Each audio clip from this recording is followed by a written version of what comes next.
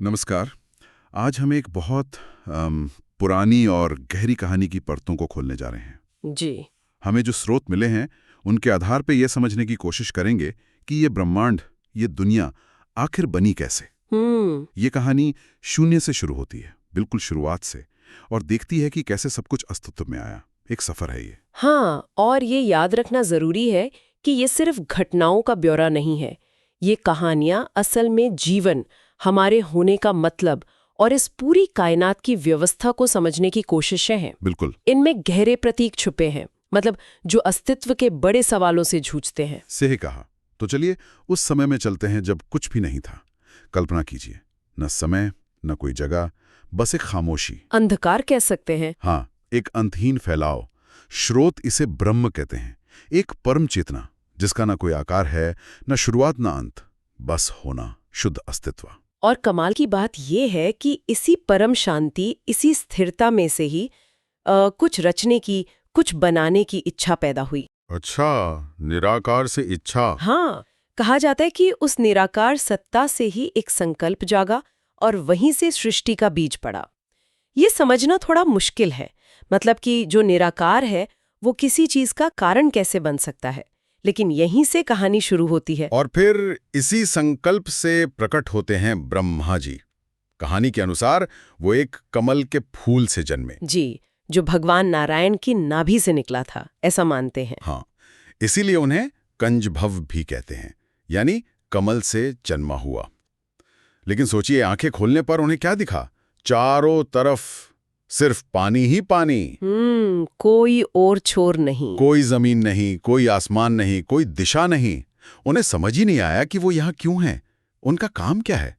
मतलब एक तरह का कंफ्यूजन। बिल्कुल। तभी, जैसा कि स्रोत बताते हैं, उन्हें एक अंदरूनी आवाज सुनाई दी, सृष्टि रचो। एक डिवाइन कमांड। हाँ, एक आदेश तो मिल गया, पर सवाल था कैसे? बिना ज्ञान और शक्ति की इतनी बड़ी रचना कैसे संभव थी? तो ब्रह्मा जी ने तपस्या शुरू की। और ये तपस्या कोई छोटी मोटी नहीं थी। नहीं, हजारों दिव्य सालों तक चलने वाली कठोर साधना। और यहीं तपस्या का असली महत्व पता चलता है। ये सिर्फ शारीरिक कष्ट सहना नहीं था, बल्कि एकाग्रता और ज्ञान हासिल करने का जरिया था। सही। इस लंबी तपस्या के बाद उन्हें वेदों का ज्ञान मिला।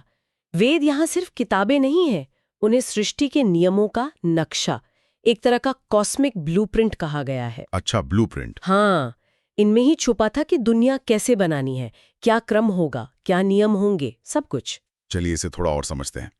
तो इस ज्ञान के आधार पर ब्रह्मा जी ने काम शुरू किया।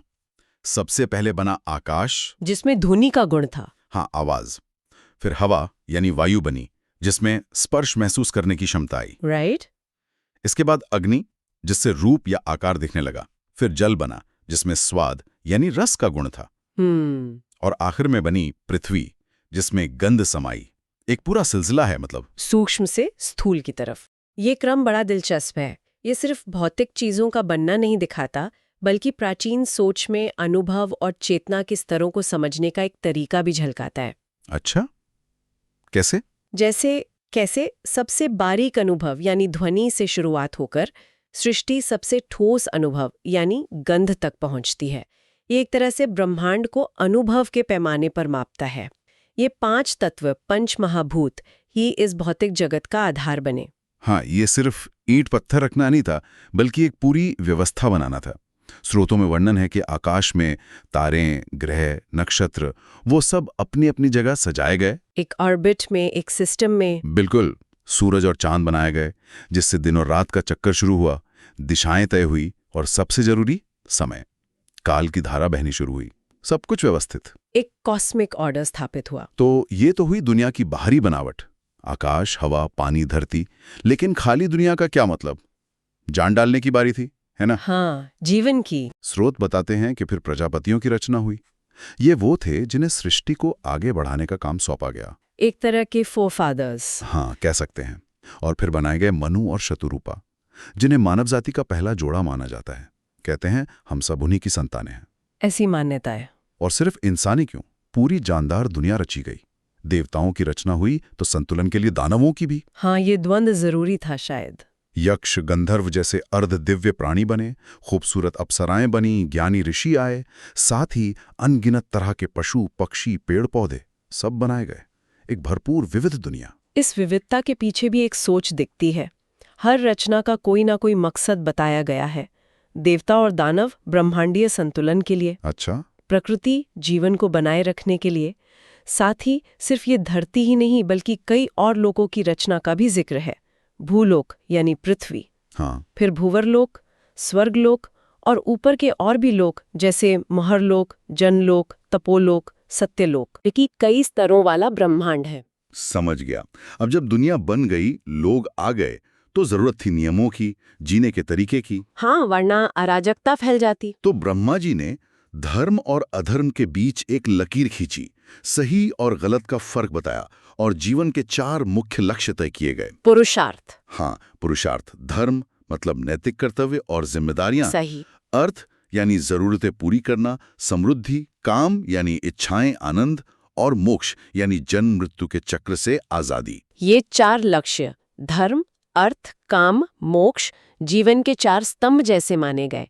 स्रोतों के अनुसार इनमें संतुलन साधना ही एक भरपूर और सार्थक जीवन की कुंजी है, सिर्फ किसी एक के पीछे भागना नहीं। बैलेंस। हाँ, हर एक का अपना महत्व है, अपनी जगह है। और लोगों को रास्ता दिखाने के लिए, सही गलत समझाने के लिए ज्ञान का भंडार रचा गया, ताकि मार्गदर्शन मिले। हाँ, योग की विज्ञाली, वेद तो थे ही, फिर पुराण लिखे गए जिनमें कहानियों के जरिए गहरी बातें समझाई गईं। कथाओं से समझना आसान होता है। बिल्कुल। स्मृतियां बनी जिनमें सामाजिक नियम कायदे बताए गए और कई तरह के शास्त्र रचे गए। 4 मुख्य वेद, ऋग्वेद, यजुर्वेद, सामवेद, अथर्ववेद और उनके 6 सहायक अंग, वेदांग। हाँ, वेदांग, शिक्षा, कल्प, व्याकरण, निरुक्त, छंद, ज्योतिष, ये भी ज्ञान के इस विशाल सागर का हिस्सा बने। ज्ञान का ये पूरा ढांचा सिर्फ जानकारी इकट्ठा करने के लिए नहीं था, इसका मकसद था जीवन को दिशा देना, उसे बेहतर बनाना। सही। वेद जहां मूल सिद्धांत और मंत्र देते हैं, वहीं पुराण उन्हीं सिद्धांतों को कथाओं और इतिहास के रूप में पेश करते हैं ताकि आम लोग भी समझ सकें। स्मृतियां बताती हैं कि समाज में कैसे रहना है, क्या करना है, क्या नहीं। ये एक तरह से जीवन जीने की पूरी गाइड बुक थी। तो सृष्टि सिर्फ बाहरी दुनिया तक ही सीमित नहीं थी, अंदरूनी दुनिया भी रची गई। हाँ, चेतना का स्तर। कहते हैं ब्रह्मा जी ने प्राण शक्ति बनाई, जिससे हर चीज में जान आई, चेतना फैली। फिर मन बना, जो सोचता है, इच्छाएं करता है, जो कभी स्थिर नहीं रहता। हाँ, मन के बाद बुद्धि आई, जो सही गलत का फैसला करती है, और बुद्धि से ही अहंकार यानी मैं का भाव पैदा हुआ। सेल्फ अवेयरनेस कह सकते। बिल्कुल। इसके बाद सप्तर्षि जैसे मरीचि, अत्रि, अंगिरा आए, जिन्हें ज्ञान को फैलाने और सहेजने का काम मिला, और दक्ष जैसे प्रजापतियों ने आबादी बढ़ाने और सृष्टि को व्यवस्थित करने में अहम भूमिका निभाई। ये सब सृष्टि के विस्तार के हिस्से थे। समय का भी बंटवारा हुआ, उसे बड़े बड़े कालखंडों यानी कल्पों में बांटा गया। बहुत लंबे समय के पीरियड। हाँ, बहुत लंबे। और हर कल्प के अंदर 4 युग बताए गए, सतयुग, त्रेता युग, द्वापर युग और कलयुग। हर युग की अपनी खासियत है। कहा जाता है कि सतयुग में धर्म अपने शिखर पर होता है और फिर धीरे धीरे हर अगले युग में उसका स्तर गिरता जाता है। कलयुग तक आते आते काफी कम हो जाता है। हाँ, और फिर प्रलय के बाद ये चक्र दोबारा शुरू होता है। युगों का ये चक्र एक गहरा संदेश देता है कि कुछ भी हमेशा एक जैसा नहीं रहता, बदलाव ही नियम है। धर्म का ये उतार चढ़ाव कर्म और मोक्ष की पूरी व्यवस्था से जुड़ा है। अच्छा। इसी पृष्ठभूमि में वर्ण व्यवस्था और आश्रम व्यवस्था का भी जिक्र आता है। स्रोतों के अनुसार वर्ण व्यवस्था का आधार जन्म नहीं बल्कि व्यक्ति के गुण और कर्म होना था। जैसे ज्ञान देना, रक्षा करना, व्यापार करना, सेवा करना। और आश्रम व्यवस्था जीवन के 4 पड़ाव थे। ब्रह्मचार्य यानी शिक्षा का समय, स्टूडेंट लाइफ। हाँ, फिर गृहस्थ यानी परिवार और समाज की जिम्मेदारियां, वानप्रस्थ जब धीरे धीरे जिम्मेदारियों से हटते हैं, और संन्यास यानी पूरी तरह त्याग। ये दोनों व्यवस्थाएं समाज और व्यक्ति के जीवन को एक ढांचा देने की कोशिश थीं, ऐसा बताया गया है। समझ गया। फिर देवियों का प्राकट्य हुआ, शक्ति के अलग अलग रूप सामने आए। ज्ञान, कला और वाणी की देवी सरस्वती, ज्ञान की देवी, धन दौलत और खुशहाली की देवी लक्ष्मी, ऐश्वर्य, और शक्ति, हिम्मत और ऊर्जा की देवी पार्वती। और इसके साथ ही त्रिदेवों की अवधारणा स्थापित हुई, ब्रह्मा रचने वाले, विष्णु संभालने वाले और शिव संहार करने वाले। ताकि सृष्टि का संतुलन बना रहे। ये त्रिदेवों का संतुलन बहुत अहम है। ये दिखाता है कि ब्रह्मांड लगातार चल रहा है, क्योंकि उसमें रचना, पालन और विनाश तीनों प्रक्रियाएं साथ साथ काम कर रही हैं। एक साइकिल। बिल्कुल। जब बुराई बढ़ती है, संतुलन बिगड़ता है, तो विष्णु उसे ठीक करने के लिए अवतार लेते हैं। जैसे राम, कृष्ण। और जब एक सृष्टि का समय पूरा हो जाता है, तो शिव प्रलय लाकर उसे समेट लेते हैं, ताकि फिर से नई शुरुआत हो सके। ये कभी ना खत्म होने वाला चक्र है। और सृष्टि में सिर्फ जरूरत की चीजें ही नहीं बनी, बल्कि सुंदरता और आनंद भी रचा गया। जीवन को जीने लायक बनाने के लिए आयुर्वेद का ज्ञान दिया गया ताकि लोग स्वस्थ रह सकें। ज्योतिष विद्या आई ताकि ग्रहों, नक्षत्रों की चाल से भविष्य का अंदाजा लगाया जा सके और मार्गदर्शन मिले, गाइडेंस के लिए। और सबसे खूबसूरत, कलाओं का जन्म हुआ। नाचना, गाना, लिखना पढ़ना, मूर्तियां बनाना, इमारतें बनाना, ताकि जीवन सिर्फ जिया ना जाए, बल्कि उसे महसूस किया जाए, उसमें आनंद लिया जाए। ये जीवन में रंग भरते हैं। इसी के साथ जीवन को व्यवस्थित करने के लिए 16 संस्कारों की परंपरा शुरू हुई। जन्म से पहले, गर्भधारण से लेकर मृत्यु के बाद अंतिम संस्कार तक। जीवन के माइलस्टोन्स। ये संस्कार जीवन के खास मौकों को पवित्रता और मायने देते थे। अलग अलग त्योहार, पर्व और यज्ञों का चलन शुरू हुआ। ये सब समाज को जोड़ने, प्रकृति के साथ तालमेल बिठाने और जीवन में उत्सव का रंग भरने के तरीके थे। बिल्कुल। ये सारी चीजें मिलकर जीवन को पूरा बनाती हैं। संस्कार पड़ावों को यादगार बनाते हैं, कला मन को सुकून और ऊंचाई देती है, आयुर्वेद तन को संभालता है, ज्योतिष रास्ता दिखाता है, और त्योहार हमें एक दूसरे से और अपनी जड़ों से जोड़ते हैं। ये बात तो है। ये सब जीवन को सिर्फ गुजारने की बजाय उसे भरपूर जीने का नजरिया देते हैं। और सबसे आखिर में, लेकिन शायद सबसे जरूरी, मूल्यों की रचना हुई। Ethics, values. स्रोत बताते हैं कि ब्रह्मा जी ने करुणा, दया, प्रेम, दूसरों का दर्द समझना, माफ करना, सच बोलना और अहिंसा, यानी किसी को चोट न पहुंचाना, नॉन वायलेंस, इन गुणों को पैदा किया।